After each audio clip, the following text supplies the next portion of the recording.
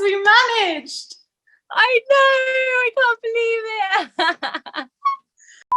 I also just like put on like proper people clothes for this. I was literally just lounging around in my sweater, but I was like, I'll make an effort just for you. Oh, you look gorgeous. Hello everybody, welcome back to my channel. Today I have a very special guest on here, which is Whitney from Arimea. If you have not heard of Arimea before, I suggest that right now you exit this video, you go over to Spotify or wherever you listen to your music, you listen to them first and then you come back and then watch this video and then watch the other video I put up the other week where we talk about Arimea. So basically, you just need a lot of Arimea in your life, and if you do that, then I'll be happy, Whitney will be happy, and that's all we need. Maybe give the people who are like new to Arimea a little overview in like a couple words. How would you describe Arimea? I would say high energy and friendly. High energy and friendly, yes. With a heavy sound, for sure. Yes, thank you.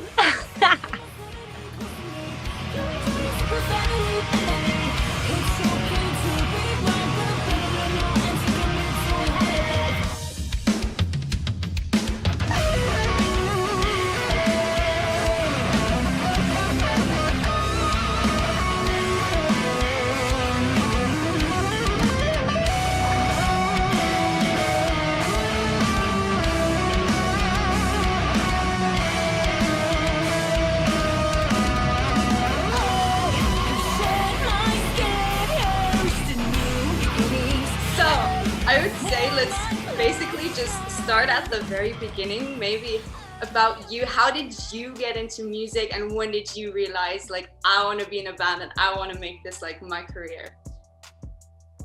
So I think like it's quite cliche to say, oh, I've been singing since I was 5. Do you know what I mean?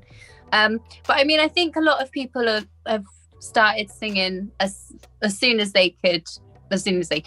But I think the point for me was I always was into like drama and like and dancing. So when I think I was 5 or 6, I started like a stage school, and we did a production of Cats. In one of the dances, I had to get into a bin on stage, and so everything went well, and I got into this bin, and then I was like, hang on, like, when are they getting me out? And they forgot I was in there. And right, so wait, you were in a bin that had like a lid and it was closed and you couldn't get out. Yeah. What? That sounds like torture. Honestly, I was like, this is my first ever stage production I did ever. So I was like 6 years old in the bin, and I was waiting for someone to come and help me, like what we had practiced. And I could hear the next song coming on, and I was like, something's not right. And then when they realised I was still in the bin, they came to help me, and I couldn't get out of the bin. So I was like on stage trying to get out of this bin, and I was just stuck in this bin. And then the bin, I don't know whether it tipped over, because I was so little and this bin was quite big. And anyway, so I got stuck in a bin on stage when I was like 6. And I think from then on, I've just been like, I'm not afraid of anything now. Yeah, I know. It's pretty funny, actually. But yeah, since then, nothing scares me anymore. But like, obviously, Cats being like a musical song, how did you get from Cats to Arimea, as in, because that's obviously the sound is a lot heavier. Like, bless musicals, I love them, but they have a very different sound. Yeah, definitely. I'm actually, well, I was classically trained in singing lessons. Oh, wow. So yeah, I think I did a lot of like stage productions early on, and I think you can kind of hear it in some of the songs, but I think when I first got into heavier music, it was actually Tom, the guitarist, my brother, who got me into it. Like, you know, Linkin Park, Korn, all of that good stuff. And I started listening to it. And then that kind of came on my emo years. Like The Used, Black Veil Brides, all of that. But yeah, I think from then, I remember going to one gig. I think it was a Tonight Alive gig. Do you know Tonight Alive? Yeah, I think it was a Tonight Alive gig, and I remember watching them, and I was just like, oh, that's just what I want to do. That's what I want to do. And then I think like from 16 onwards, I think that's when I knew like I want to be in like a rock band. Yeah. So did you already like directly start a band, or did you start out doing like cover stuff, or? So I used to do just solo stuff. So me and my guitar when I was like 14, probably younger. I think I learned guitar when I was 10 or 11. And then my first band was at college, and we were like a kind of like, you know, Halestorm. Yeah, there was a lot of Lizzie Hale influence. I love her. She was amazing. She was my biggest influence in college. I actually got to meet her, and I sang with her at a meet and greet. Wow. Yeah, it was awesome. How did that happen? Tell me. Oh, well, I got my mum bought me tickets to go and see them in Bristol, and yeah, and it was meet and greet tickets. So we went there, and I took my guitar, and she signed my guitar for me. Because in my old band, I used to sing and play guitar as well, the same as her. So she was a huge like influence. And so she signed my guitar for me, and I've actually, hold on, I'll show you. Oh yes, show and tell. So I got this thingy. Oh, sweet. I don't know if you can read it, but it says, "To Whitney, keep rocking and rolling." So that's pretty cool. I need to put that up on my wall somewhere, but does it live on the floor right now? Yeah, it's on my drawers, but okay, I have to put it on the wall. On the floor. But yeah. And then after that band, I went off to uni, and I was doing in a covers band. So we made a lot of money playing weddings and parties and stuff like that, birthday parties. But that was a lot of fun. But yeah, I've been in a couple other bands, but I think when Arimea came together, everything, and it sounds so cheesy and corny, but like I feel like when it came together, I had this like light bulb moment, and I was like, yeah, this is what's been missing. Really right. Yeah, definitely. And it's really strange. Place, and it was like, yes, this is. Yeah. Literally, yeah. It's so strange because like obviously you get passionate about previous bands you've been in, because like, you know, you want to be passionate about it, like that's what you want to do. But then it always just felt like there was something missing. And then like, yeah, just finding Arimea was just, yeah, light bulb. Crazy. And how did you like find the light bulb? Like obviously your brother is in the band as well, but like where did everybody else come from? So it started, I moved back from Bristol, and Tom and Ricky, the drummer, so me and Tom have known Ricky all of our life. Like we were like childhood friends. So Tom and Ricky they went to uni together. They did sound engineering, and they always used to work together. They've been in previous projects together as well. So they kind of like, I always think that they came as like a package deal, and I think that's a really cute way of putting it, because I felt a bit like I was the third wheel, but I was such a lucky third wheel. Do you know what I mean? Like, so I came home and I was like, "Do you want to work with me?" And they were like, "Yeah." So I'm so happy that it worked out. So we then decided, so we're going to get the ball rolling, which is when we started looking for a bassist. And we actually found a bassist called Andy. So I knew Andy from college, and Tom and Ricky had been in bands with Andy previously. But yeah, Andy's amazing. He's a great bassist. Obviously he's not with us anymore. He is in a band called Silk Road. You have to go and check them out as well, so they're really good. So yeah, we got Andy, and then obviously after that we started looking for a second guitarist. That's when we got Dave involved, which was really cool. So yeah, and then we just kind of started writing for Castle Bravo. Yeah, and everything was good. And then we made a few changes. So Andy left to go move into London with his new band, which is awesome.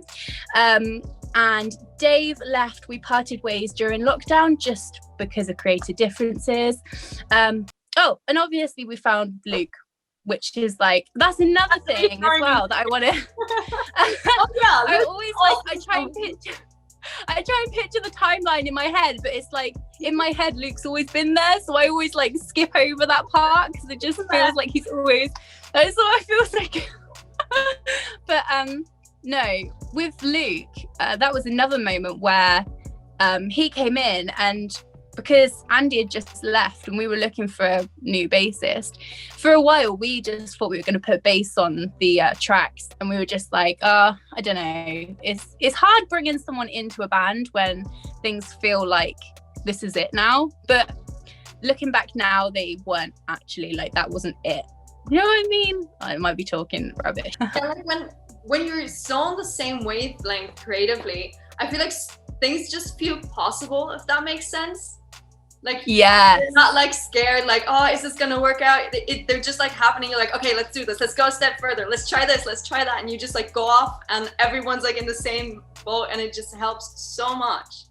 Yeah, literally, that's so true. It's so true. Like when, yeah, because I think you've said it perfectly actually. Because like with the old bands and stuff, it felt like it was a lot of like, come on, like really pushing, trying. And obviously you got to try and you got to push like as much as you can, but now it just feels free. It's just easy. Do you know what I mean? Like, obviously not easy, that's the wrong word, but yeah, everything just feels smoother. I think like before I was in like a serious band that I knew that I wanted to be in, I think before people always say to you like, it's a hard industry to be in, like you've got to work hard, but you really do. Like, they're not lying. Like, it's so hard. But hard work always pays off. So depends how much you want it, I guess. Yeah, you just need to stay consistent and like stay with it. Absolutely, yeah. But like with the whole band thing, like you said that earlier, when you kind of came to the band, like Ricky and Tom were already like their duo, and then you came in. How was that like being in a band with your brother? Like how does that feel like? I think I'm really lucky to have the relationship with Tom that I do. Like, we've never really, well, no, I don't think we've ever argued. Like, as kids, we were always quite close. It was always me and him. So I think, like, as close as kids, we were always very close. So we've had that bond and that relationship. So it's quite easy working together. And I think I can't imagine now working with another guitarist, so I just can't. And it's really weird because I think we've always wanted to work together, but we've always had separate projects, so we haven't. And I was away for a while for uni. Yeah, so I studied songwriting at uni.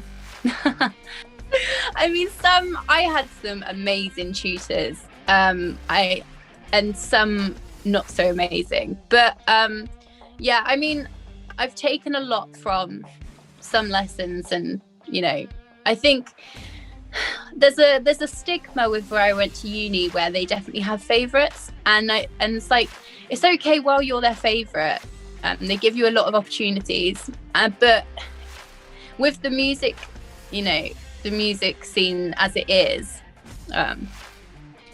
yeah, I don't know, I don't think there's a lot of space for heavier music, so it was all quite, you know, mainstream. Especially when it's like female fronted as well, or like yeah, writers, and like the heavier kind of music scene is another different, like, is a different story anyway, and then just everything being like geared towards more like pop and stuff that you can put on the radio that'll obviously get like a lot of plays and have a lot of people flock to it. I mean, on one hand it makes sense that people were like, okay, let's focus on that because, you know, the money and all that, but at the same time it's like there's this whole other world out there, like don't neglect that.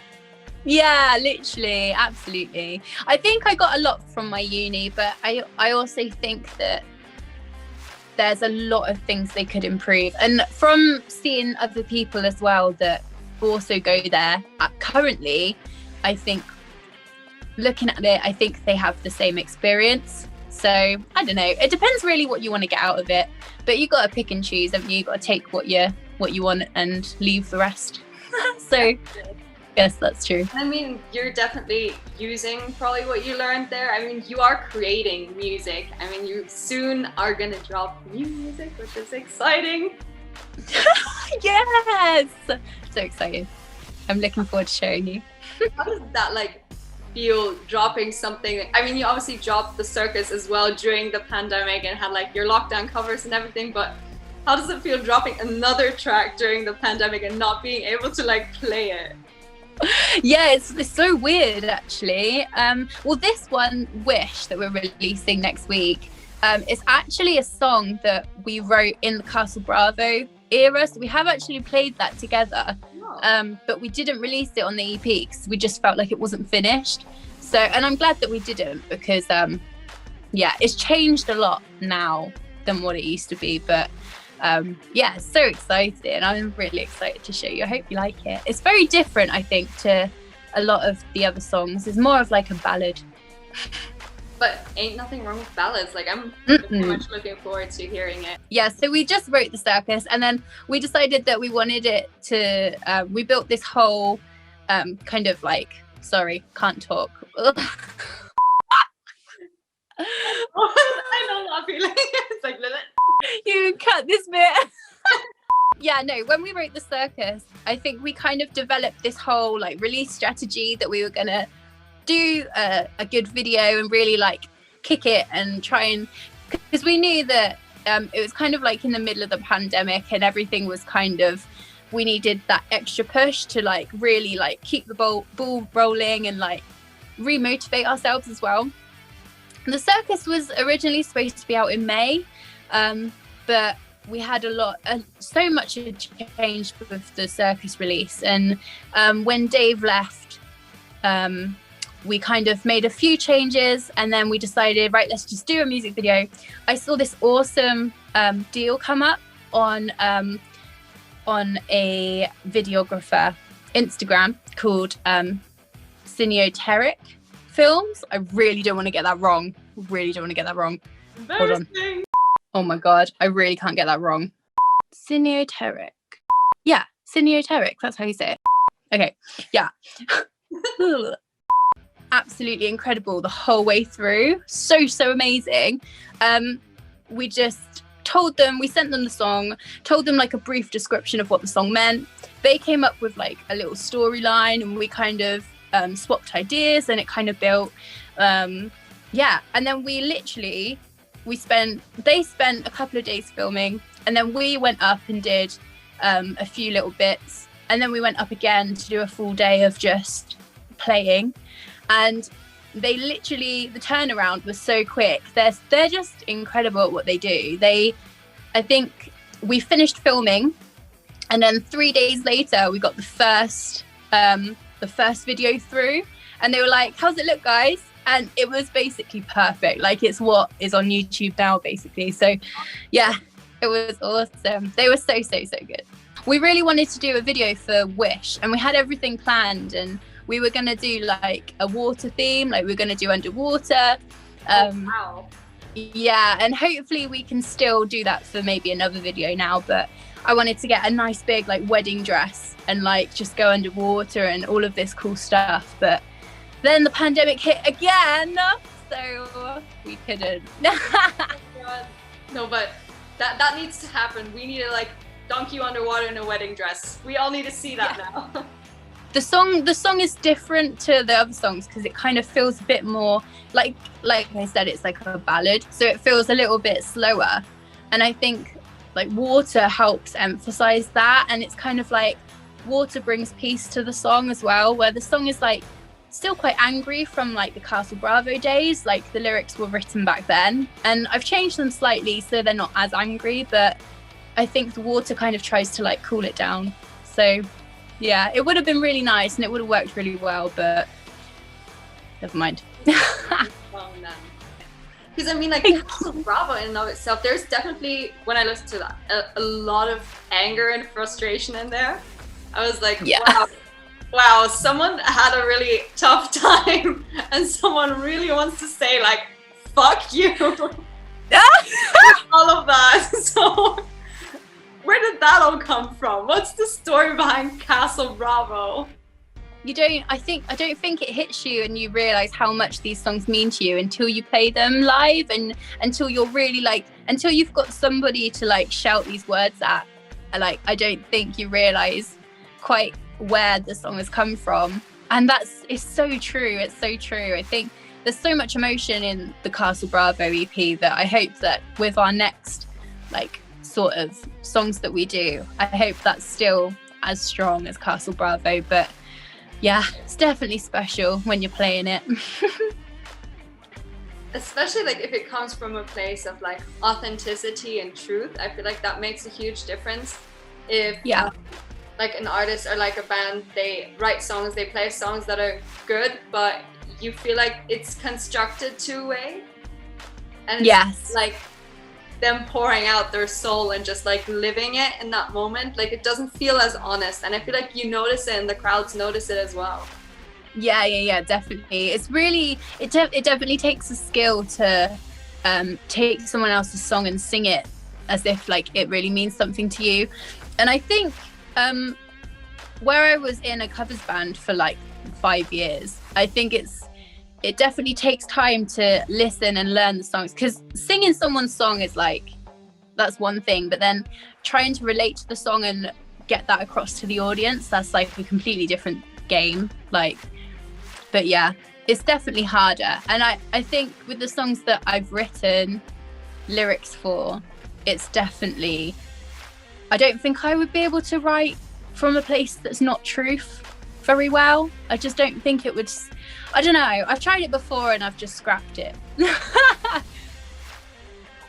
Yeah, I think it all kind of, I think we were just 5 people that came in a room together. We were just like, had so much. I think we were all just waiting for the right opportunity, and Castle Bravo just came at the right time. And I think we all just put everything we had into it. And I think it's really good, because now I view Castle Bravo as like it was kind of like a detox, like here's everything, and now here's our fresh slate. Like after our next couple of releases, I think that's going to be nice and fresh after that. So I'm looking forward to it. Would you say like this whole like lockdown situation, pandemic situation impacted your like creativity when it comes to music and songwriting? Yeah, definitely. I think during the first lockdown, I was really motivated to just keep going, and like, but the last 2 months, I don't know what it's been about the last 2 months, but I've been trying, and my voice has just been like, nope, can't. And trying to write as well is so hard. And I've been like, I think it's easy to like put ourselves down by it, but then you've got to remember that we're in the middle of a pandemic. Like literally, like this is never going to happen again, hopefully, in our lifetime. And like, this is crazy. And the amount of pressure that we all put on ourselves is just, so I've been taking it day by day and trying to get out as much as I can. But yeah, it's definitely gotten harder in the last 2 months. Our last gig we played was early March, I think, so almost a year. Which is, I don't think I've gone a whole year yet before since starting gigging without playing a gig. I'm trying to think now. No, I don't think I have. So it's so weird to have a whole year. It's really sad, isn't it? Yeah. Which one was the last one you played? Do you remember it, or is it like forgotten? No, I remember it so well. We were actually doing a competition to play Bloodstock Festival. Ooh, and we got into the semi-finals. So we actually we won that round. So that was like, the gig was the round, and it was incredible. We did like a wall of death just in this little venue in Oxford. It's called the Wheat Sheaf, and it's really nice. It's quite intimate, and I think that's the best sort of, I really enjoy those gigs where you can really like get in the crowd and look everyone in the eyes and and we were so ready. Like, we entered the competition just thinking, like, don't worry too much about the competition. It's not about the competition. You just want to, you know, we're playing, it's just getting gigs and getting our music out there. But like, as the competition went on and we got through again, and we were just like, surreal how many people actually came to support us. And I think that really helped us continue. I think without that gig, I don't think we'd be as motivated now. I mean, it's always probably on tour, with the bands like you've toured with, and like people you met, you probably have like a little family yourself now of all the people you've met. A nice big support bubble, and then just watching them grow as well, like their band getting bigger and bigger, and yeah, it's nice. I think that's something really important, like that mutual support, that it's not like everyone's in a competition with each other, but yes, like, you lift each other up and you inspire each other. It's like, you can do it, like keep going. Yeah. What you put out is like really good, because you need that once in a while. You need support. You don't need other people being like, no, we need to be better than you all the time. Like, why? Yeah, literally. I think that's one of the things though that holds people back as musicians, is that they don't I think one of the things you learn is that you, like, everybody needs support. And yeah, I think it's just it's important to support everybody. And I think actually by not supporting each other, you're holding yourself back as well. And like, especially in times like these where it's just like negative news everywhere and people like down, and it's really difficult to like stay motivated to keep your spirits up. Yeah. Things like that, they just absolutely make your day. So yeah, literally. Like, sweet messages. And then sometimes, like, whenever I get like really sweet messages, I like take a screenshot and I like have them all saved in a folder. So when I have like a shitty moment or a shitty day, I just go back and I read through them. I'm like, yes, literally, that's so true. Oh my god, I'm so glad that you do that. I will never forget like the first message I got from a band, like as a response to a review I did for their album. That was really like at a time where I was like, I don't know if I'm gonna continue with this YouTube stuff, because I don't know if people actually care. Like, why would they want to hear what I have to say about their music? Like, who even gives a crap? And then there's like people reaching out about that, and I'm like, thank you. Yes! Oh, I'm so glad. Thank God. That was so good. Oh, I'm so glad. I'm so glad that you continue, because yeah, what you do is just so special, and you're such a vibrant and enticing person. I love it. Oh, you know, honestly, like when I got your message after that video that I put up with James, there was like, it was so like full of energy and love. I was like, oh my god, she's so cute. Oh, I love that. Thank you so much. I think that was so nice when I watched your video, actually. It really did mean a lot. I think that was probably through a phase where it was like, it's quite hard. You do go through phases, don't you, where it's quite hard to carry on, and like you get stuck in your head, you know, like, oh, what's even the point? Like, maybe I'd just be happier if I wasn't so stressed about things and like, you know, worrying about things all the time. But then something like that reminds you, and you're like, no, I have to keep going, because yeah. Do you already have like a somewhat of a vision where you want to take your future sound as well? Or is that still like all very much out in the open? You'll just see what happens once COVID kind of calms down. Yeah, absolutely. I think we've spoken a little bit about changes we would make, or like what we want to carry on doing. But I think overall, I think you just kind of have to let the music grow organically, don't you? And like, people grow and we grow as musicians, and our music taste is constantly like developing. And yeah, I think it's important just to kind of let it have free reign and see where it goes. If you would like think now, is there like a particular, almost you could say, magical moment that comes to mind where you're like, oh, this is something really cool, or something very different that I was like, yes, this is the direction we want to head in? Oh, that's a really good question. Let me think. Yeah, I think at our first ever rehearsal that we had, playing live together, because a lot of the Castle Bravo time we were all just like sat in a room recording our parts, trying to do it that way. And then when we actually brought it together in the rehearsal room, I think the first song we played was The Forest. I think that's the first song we played together live. And oh my God, I think after that, we were just like, everything just came and clicked. And because we'd already basically like recorded the whole thing anyway, like we recorded our parts, everyone knew the times, everyone knew the parts. It just kind of came together and fit perfectly. And we just played through the whole song. And then at the end of the song, we just looked at each other, we were like, whew. Not bad for a first go. So that's good. But yeah, I think it was after that moment that we were like, yeah, this is cool. And then how was it like taking these songs like out on the road or like out on the stage for the first time? Yeah. It was crazy actually. We've all done a lot of gigging before in previous bands. But I think our first gig was just actually, I've just remembered what our first gig was. Sorry, I was trying to remember in my head. I was like, what was our first gig? No, our first gig. Oh my God. Have you heard of a band called Prestamico? No, I don't think so. Oh, Janny, you need to listen to them. Okay. You will really like them. Honestly, you will love them. I know you will. I'll send you a link after. Later. Send me a list of like all bands I need to know.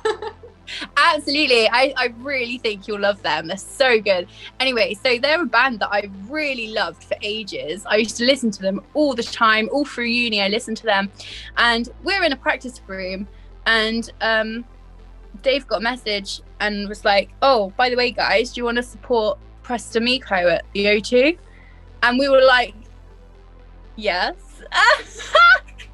And I was just like, wait, that's going to be our first gig. Like, at this point, we had no socials. We had nothing. We just jumped from having like 3 rehearsals in our rehearsal room to going to the O2 and playing this gig, supporting one of my favorite bands ever. And it was crazy. It was nuts. So we so we played this gig and it actually went really well. We were really lucky to pull it off. But yeah. Crazy. Isn't that like a kind of, wait, is this happening kind of moment? Yeah. It was so odd. And I think it also, we also just had to keep reminding ourselves that like, this is a one-off. Like, this is such a one-off. Like, you don't just go from playing no shows at all with a band that's got no social like presence or anything to then suddenly playing a band that you really love and you've listened to for years at the O2 Academy. Like, it just doesn't happen. So we were just like, yeah, let's just smash it out and then we'll just play as many nice little intimate venues obviously as possible. So let's see with what other bands you'll actually head out on the road when all this is over. What would you be like absolutely like, oh my God, this is unreal kind of moment if you would support who or like be on the road with who? Dream State. Oh, yes. Yeah. If we ever had the opportunity to support Dream State or, you know, any other band similar to that, As Everything Unfolds as well. Have you heard of them? I don't know if I have. Maybe like the name kind of rings a bell, but I couldn't tell you a song by them. I'll send you a link. Okay. But yeah, I think those two for me would be absolutely unreal. Yeah, they're my 2 mains. If we got offered a gig with either of those, I'd be like, take it now. You'd probably have like your little fangirl moment as well, where you'd be like, yeah, I know. I'd have to take a moment. I'd be like, stop, breathe. So what are your plans like now for, I mean, obviously we don't know how long lockdown's gonna continue for, but what are your plans with moving the band forward and everything during these times? Do you have any sort of plans? Yeah, we're really trying. We've been working so hard during lockdown with our social media to try and get out to people that way, and I think it has been working. It's been working quite well, and we've definitely made a lot of new friends during that time. But what we've got planned is we've got a few more releases which are going to be like a small EP, and then after that I think that's when we're gonna start kind of like trying to move on. And to like finish it off with one thing, what would you say is like your message as a band? What do you guys stand for? What do you want to bring to the world? We definitely want to create a safe space for everybody to just come together, be themselves. No time for horrible people. No time for people who judge people. You do what you want. You wear what you want. You know, be nice and support everybody else. Just a big support family. Lovely. Oh my god, yay. I was so excited to come see you guys at a gig sometime. Yes, I can't wait. Dance and everything. I can't Definitely. wait. So. If you come here, you'll have to stay with me and we can have a sleepover. Oh my god, yes. Yeah, I will take you up on that offer. That'd be awesome. Oh my god, that would be absolutely amazing. So yeah, thank you so much for taking the time to chat to me. I really appreciate that. No, thank you. Thank you. Oh, yes. Well, enjoy the rest of your evening, Jenny. Thank you so much for having me. You're amazing. Also, tell the others I say hi. Deliver my Yes. love. I will. Absolutely. All right. Chat to you soon, gorgeous. Bye. Bye.